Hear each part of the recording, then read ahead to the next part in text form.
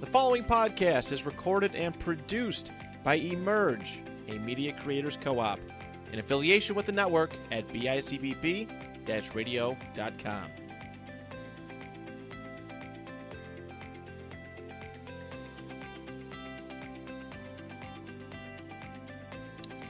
Welcome to the Support Everything podcast, a podcast of the Upward Niagara Chamber of Commerce. I'm President Jennifer Pauley, and we are here on a Monday in a little different setting this week. It kind of brings me back to the COVID days when Suzanne and I did these webisodes, Roam the Region on StreamYard, the program that we're using today with Rich here in studio. And it gives me these vibes of, back in the day, actually probably, oh my gosh, it's already March 11th. I think this is when things happened way back in 2020, around that time. We've got a guest online today. We are welcoming Josh Maloni, the general manager and managing editor at Niagara Frontier Publications. We just brought him in. Everybody wave to Josh if you can see us online. If you are listening in on your favorite Spotify or Apple subscription, hello and welcome. And Josh, thanks for joining us today. Yeah, thanks for having me. I'm looking forward to our chat. So just a little intro here on Josh. Niagara Frontier Publications is the home of the Niagara County Tribune and Sentinel, the Island Dispatch, and Western New York WNYpapers.com. What he does is really bring community together in all aspects of his personality, his writing, everywhere that he represents himself. He is the epitome of community. I'm just going to lead with that, Josh, because everything that you do is so important to the work that the chamber does as well, and the work of keeping voices out there heard. So we appreciate you and everything that you do to make that happen. You can generally see him covering the village of Lewiston, art park, food, tourism.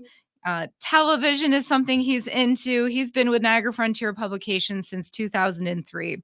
He's also taught journalism at Niagara University since 2009, and his work has been recognized by the New York Press Association, the Niagara County Legislature, the Lewiston Kiwanis Club, and the Lewiston Porter School District. He has a master's degree in magazine, newspaper, and online journalism from the S.I. Newhouse School of Public Communications at Syracuse University. He's also a semi-regular on Tom Darrow, a good friend of mine, Tom Darrow's WEBR morning show. And this is his fun fact. I love this fun fact. He thinks he has the most celebrity interviews of any journalist in Western New York, and he probably does. I'm pretty sure you do. Pretty sure you do, Josh. I think it's probably a fact, yes. Definitely a fact. Thank you for joining us. You are a true friend of the Chamber and a lot of organizations and businesses in Western New York, and we're so happy to have you on. Not only that, but at some point, we can lead with this. Weren't you kind of like the self-proclaimed Taste of Lewiston king as well? Well, I wouldn't say self-proclaimed. I would say that I was the king of the Taste of Lewiston when we had the Taste of Lewiston. You were actually ordained the king. Yes, that's right. Exactly. Yes, your predecessor anointed me, gave me the crown and the scepter and the robe. And then I was fortunate to continue on a little bit. But yes, my kingdom has been on vacation for the past couple of years. So I haven't been able to wear the crown or hold the scepter, but yes, that was certainly one of the highlights of my career, was being the king of the Taste of Lewiston. We'll have to figure something else out to bring that robe and scepter back out. Something. I don't know. We'll think of something. Yeah, it's not really the kind of thing I can bring to like village board meetings or, serious events. People kind of look at me funny, but yes, any excuse to wear the crown and hold the scepter, I'll take it. I think you'd cause quite a stir if you came in wearing that. I don't know. Maybe it'd make those meetings a little bit more, not that they're not interesting, but maybe a little more lively. There'll be some great discussion around that. Who knows? People would be taking my picture for a change, which would definitely be something new. Definitely. Well, Josh, we're so happy to have you today. Tell us a little bit about a day in the life of Josh Maloni. Oh, my goodness. What does it look like? I mean, I like to take long walks on the beach, and we're very fortunate to be able to work in this community. We're very fortunate to have the relationships that we do with the chamber, with the local businesses, with the residents. And it's something that we take very seriously. It's something that we're very privileged to have. And so typically we're looking into stories. We're looking to see about correspondence we've received. We're contacting people. We're out walking the beat and visiting businesses, and we're out talking to elected leaders and local leaders. And so we're looking to see what the story is for that day or for that week. We're looking to see what our community is talking about. We're looking to see what the major news story is. We're looking to see how we can help to continue to, empower our community, to enlighten our community, to entertain our community. We're looking to further those conversations. We're looking to continue to be the go-to source for news. And so a lot of that involves being out and being active and having those conversations with the community. A lot of it certainly is writing and editing and reporting, working on our websites, working on our 3 newspapers. So it's a busy job. It's a kind of a job that really, you're kind of on call 24/7, because that's sort of how the news cycle works. But it's a great job. It's a fun job. And like I said, we really enjoy working with the communities that we do. We really enjoy working with the river region. A lot of great people, great businesses, great restaurants. And so it always keeps it interesting for us. Sure, definitely does. You have been able to speak to other students about journalism and about, making things happen, telling the story. How has that changed in our community? And how do you let students know, the evolvement of just the ever-changing, evolving way journalism has, occurred over the past, let's say, even 5 years, let alone, 10 years, let alone since 2003 when you started at Niagara Frontier Publications. How have things changed, and what also remains the same in journalism? Yeah. I think you go back to the pandemic, and it's not a topic that certainly we like to talk about, but because it's so easy to have a voice, because it's so easy to get information out there, whether it be on social media or whether it be some other way, it makes it very difficult sometimes to try and ascertain what's real news, what's fake news, what the information is that's going to be productive and useful and helpful, and what is just out there because somebody wants a spotlight for that particular day or that particular topic. And so I think what they saw was that while you have all of those voices and there's all of that information out there, when something like the pandemic happens, it really makes you go and look and see, where are those trusted news sources and where are those trusted news voices? And so we always try to have our work be guided by a set of principles. And so we want to always make sure that our work is objective, that it's accurate, that it's timely, and that it's engaging. And that's something that we look to do with the newspaper. It's something that I look to do whenever I'm teaching students. And what we have found is that if you can adhere to those principles, then you're going to create work that's going to be tried and true. You're going to create work that's going to be able to stand that test. You're going to be able to create work that is going to benefit the community. It's going to benefit your audience. And so I think that's the main thing that I think people have learned over the past 5 years, is that while there's so many voices and there's so many different ways to get information, if you look for sources and people and news outlets that adhere to those principles, you're going to really find information that's going to be the most useful, the most productive, and the most worth listening to or reading or watching.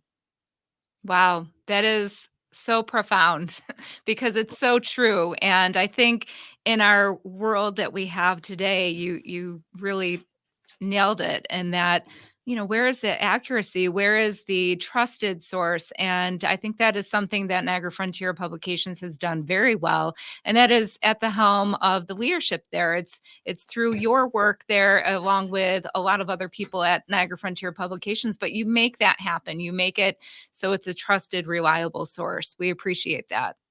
Yeah, well, like I said, I mean, a lot of it comes down to relationships. We really try to have relationships with our readers, with our advertisers, with the people that we're covering, regardless of what place we find them or in what capacity we partner with them or work with them.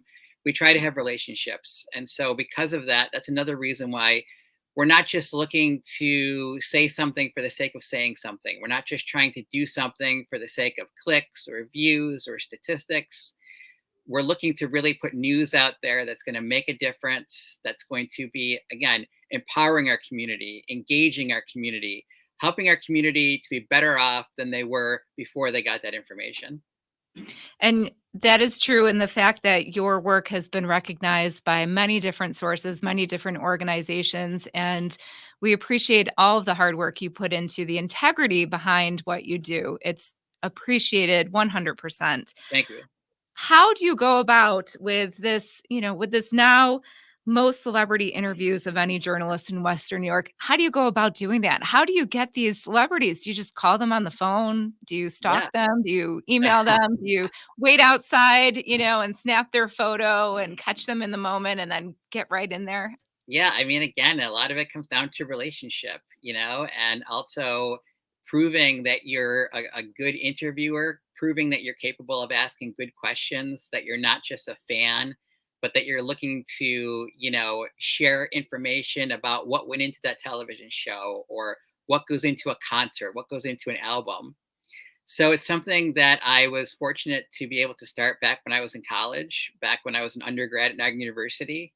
And it's something that I found that I really enjoyed, interviewing in general, but certainly, entertainment is my hobby. It's a passion of mine, whether it be television in particular or music. I do a lot of interviews with musicians who come to town as well. But starting to build those relationships in college and starting to, prove myself as a reporter who was worth their time and effort, because certainly these people are busy. These people are well in demand. They're highly in demand. And so there's a lot of people that are looking to, take some of their time, their attention, their energy. And so to be able to be one of those people who's granted access to an actor, a director, a musician, it really comes down to, again, relationships with their teams, relationship with that person, and adhering to those principles, asking good questions, thinking about, if I was that person, if I was that actor, that producer, that director, that musician, what kind of a conversation would I want to have?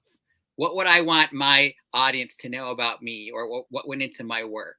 And so, yeah, it's been a lot of fun. It's, I don't really have like a counter where I'm like, 2 celebrity interviews, 10 celebrity interviews, but I've been very fortunate. I've been very blessed to have a number of them each year that I have been involved with Niagara Frontier Publications, and it's just been a lot of fun. It's something that I really look forward to. You do your homework before doing the interview process, which is so important. You get to the nitty-gritty because you do the work ahead of time. That is so appreciated, I'm sure, by many interviews and many celebrities that you have done. I think that makes a big difference in what you had said. You're not just coming from a fan aspect, although I'm sure in many cases you are probably number one fans of some of the famous people you've interviewed. Leading to, who's your favorite interview? Who is the best person so far that you have interviewed that you would make sure that interview happens 20 more times throughout your lifetime? Yeah, that's a good question. It's a question that I get asked often. I can tell you a couple of my favorite interviews. One was local and one was actually in Chicago, but a few years ago, Niagara University brought in 2 singers, Rain Maida and Chantal Kraviezek, who are singers that I both have admired their careers. I enjoy their songs. I've listened to their albums. I've had been fortunate to interview each of them separately, but now this is a husband and wife duo, and I just thought it would be kind of cool to maybe just one day sit down with the both of them. I don't know how that would happen or what that would look like or where they would be performing together, where I would have that opportunity. And it just so happened that Niagara University was bringing them in. She was going to be the commencement speaker, and he was going to be receiving an award for some of his philanthropic efforts. And so I was able to have a one-on-one interview with them in one of the dean's offices. And I just thought that was, of all the places, you would think it would be at a concert, you would think it would be on a tour bus, but at my home college in one of the dean's offices, here I was able to sit down and interview these 2 singers that I had admired. So that was very, very cool. And then I've been invited a couple of times to go out to Chicago and to hang out with the casts of Chicago Med and Chicago Fire and Chicago PD. And so that was a lot of fun. They taught us how to do some of the things that they do on the show, whether it would be, pretending to administer medical help, or whether it be breaking down a door, or whether it be investigating a crime scene. So we got to do some interactive things with them in addition to the interviews. And so that certainly was at the top of my list. In terms of, people that I always enjoy interviewing, there's an actress by the name of Amanda Schul. She's been in a lot of different things. She was on Suits, which is very popular these days, one of the top shows on Netflix. I always enjoy talking to her. Some musicians like Rain Maida, like Rebecca St. James, like Lindsey Sterling. Those are people that I've had an opportunity to interview a number of times and whose work I really admire. And they've been good enough to come and to include Western New York in their routing many times. They always make sure that we're included with their touring. And so those are some of the interviews that I look forward to the most. Here's a question for you. As somebody who owns a press pass, where have you been able to use that you've been most surprised at? You just flashed the press pass and you're like, wow, it worked. I got in. Yeah. Well, the funny thing about the press pass is that it's not quite as much of an open key or open door situation as people might think. A lot of times you have to go and get individualized press passes for these events. But I've been on a number of tour buses. I've been backstage at a number of concerts. I've been behind the screens on some TV show sets, and that's always fantastic. Last summer, I spent a week at Art Park for an article that I did. I wanted to really shine a spotlight on the people behind the scenes that make a difference. Certainly everybody sees the final product, whether it be a concert, whether it be, an art installation, whether it be a speaker, and those are always great. But it takes so much time and effort and manpower. As you know from the festivals that you organize, there's so much that goes on behind the scenes. And so even there, just spending a week backstage and seeing all the inner workings and seeing everything that goes into those fantastic shows, that was certainly something that I enjoyed a lot. I think that gives you a little more depth when you're doing you're doing different journalistic things, seeing the back end of things. It makes you really understand everything that goes into it. That is such a special thing to be able to have, is an aspect of all areas when you're writing.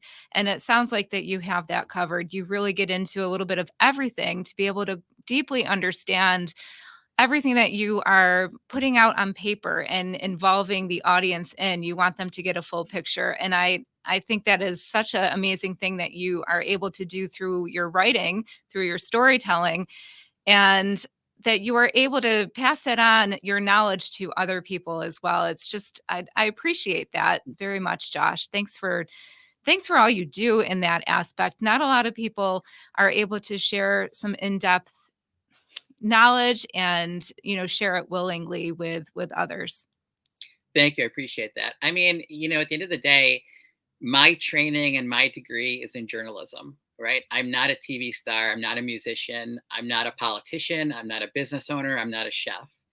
And so for me to be able to credibly report on these subjects, on these topics, on these people, it really behooves me to go and find out as much about them and how they do their jobs and how they make their decisions as I can. Because before I can credibly explain that to my audience, I have to understand it first. And like I said, because I don't have background necessarily in any of those areas, it's so important to be able to spend time behind the scenes or backstage, or, just pull someone aside and have a conversation with them to, again, understand what they're thinking and what led to their decisions and what went into a particular dish or a product line or a clothing line, whatever the case may be. So I really, I appreciate those opportunities to do that. I think it's very valuable to my job and to my work. And it also makes it more fun and more interesting for me as well. It does. How do you take that knowledge and apply it when you are covering something very local? You do a lot with the town and the village of Lewiston. You cover some other very local, community-based, sometimes controversial topics. How do you balance that? What is is the secret sauce to Josh Maloni when you are covering those very controversial things that might sound funny? It might even be something about a sign size or controversial in regards to a tree, but it's something that is meaningful to the community. How do you go about that? Yeah, I mean, there are times where you go to these meetings and there is a lot of back and forth. There is raised voices, there is sharp tones and sharp words. I think the most important thing is that, for these issues, whether someone is for something, whether someone is against something, there's no villains, there's no bad guys, right? Everybody, for the most part, is trying to do what they think is best for the community, what they think is best for businesses or for residents, whether it be, like you said, about signage or trees or what have you. Everybody's trying to do what they think is going to make the community a better place to live and to work and to visit. And so if you can keep in mind the fact that even though it looks very contentious, even though it sounds very contentious, that there's no bad guy there, that there's no villain there, that everybody's just trying to do their best to do their part, I think that makes it a little bit easier to try and to be objective and to make sure that all sides are represented. Because at the end of the day, I think everybody's working for the same thing. It might not always look that way. It might not always sound that way. But ultimately, everybody is looking for the same thing, and that's to make the community the best place it can possibly be. And so I think if you keep that in mind, I think that that really helps you to sort of cut through those arguments, those loud voices. It helps you to get to the heart of the matter, to get to the actual details that need to be presented, and to hopefully be able to take that conversation and move it to the next step so that there can be forward progress, so that there can be a positive outcome. You hit it 100%. And I don't even understand how sometimes you can sit through some of those meetings and come out with exactly what you had said. You have a gift of being able to get to those details and get to the heart of the matter and present it in a way that's understandable, that's very understandable. And at the heart of community, I think, is a lot of passion and a lot of belonging, and people just want to be heard most of the time. Yeah, exactly. Like I said, everybody is just looking to make the community be as prosperous, as successful, as great a place as it can possibly be. So everybody's just working to make the river region that special place that we all know it is. That's true. And with a lot of your help, we are so happy to be able to be on this side of the questioning. Usually I'm on Josh's other side of the questioning, and I have to think on my feet and make sure I sound halfway intelligent. So it's been nice to be able to take the time and interview you instead, Josh. I don't think I've had an opportunity to do this before. No, but like you said, you are certainly my go-to person for quotes, for information. And certainly we are so appreciative of everything that you do, not just for our paper and not just for our articles, but for the community in general. Something that Tom Darrow and I talk about a lot of times are these festivals and these events. And honestly, I don't know how you do it. Christmas Walk in particular, I know after that weekend, I was toast. I was absolute toast for a week, and I didn't do 10% of what you did. So I'm always very appreciative of your time and your information, and again, everything that you do for our community. Thank you so much, Josh. It's funny because those events, they definitely lead to a really great positive economic impact on the community. They're actually just a small part of what our chamber does, but I Certainly. think they have a huge impact that is very lasting, and it goes just beyond our village as well. We're able to bring joy for the most part, maybe not for me internally when I'm standing out in 20-degree weather with the rain, but we bring joy to a lot of people when we're able to create some really impactful programming and events that happen along with the help of Niagara Frontier Publications to get the word out. Josh, I have one more question.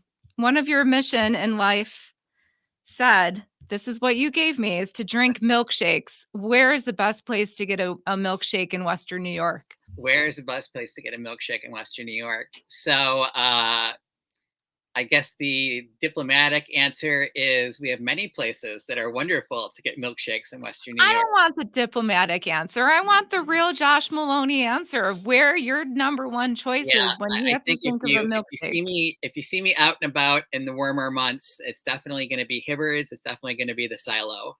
Those two places in particular, very different. Certainly, one's custard and one's ice cream, so you kind of get the best of both worlds. But those certainly are at the top of my milkshake list: Hibbard's and the Silo. What's your favorite flavor? Chocolate milkshake is usually my default, but if you can be creative and mix in some peanut butter or some other flavors, I'm not mad about that. See, these are the nitty-gritty questions that I need to get down to, Josh. This is, I'm drilling in on the real Josh Maloney here. That's exactly right. I drink milkshakes and interview celebrities. There you go. Josh, anything else to add, before we close out? Anything else that you'd like to let everybody know about Josh that and your work that you do that we may not know? Just that, again, we're just super appreciative of our readers, our advertisers, everyone who helps make our paper and our product a success, and that they can visit our website, which is wnypapers.com, and they can find news throughout the course of the week. And then every Friday, we've got new editions of our paper, and that paper is 100% free for the river region, whether it be in print, whether it be online, everything is there. And whether you want to read the print version or whether you just want to visit our website from the convenience of your living room, your kitchen table, we try to meet you where you're at. Again, absolutely free and absolutely new. And again, we look forward to being that go-to news source for our communities.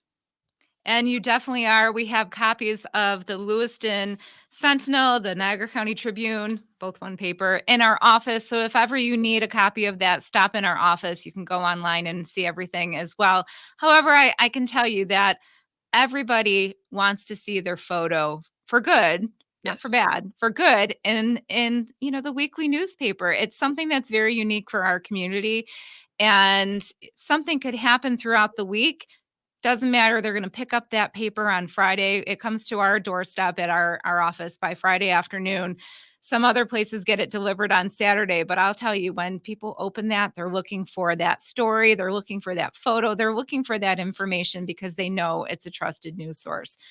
Josh, thank you so much for coming on and sharing a little bit about Niagara Frontier Publications, about you as the general manager and the managing editor at Niagara Frontier Publications. We appreciate everything that the staff does, as well as Skip and Judy. I can't go throughout this episode without mentioning Skip. Skip stops by my office when he sees my van parked outside. Sometimes, I have the full hour to give to Skip. Sometimes I have 5 minutes and I feel so bad, but he always catches me the next day when I only have the 5 minutes for him. Yes, he is dedicated to his craft for sure. He is. He is. Thank you so much for joining us today, Josh, and we appreciate all that you do for us. Thank you all for joining us on another episode of Support Local Everything. Tune in again next week, and we're glad that you're here with us.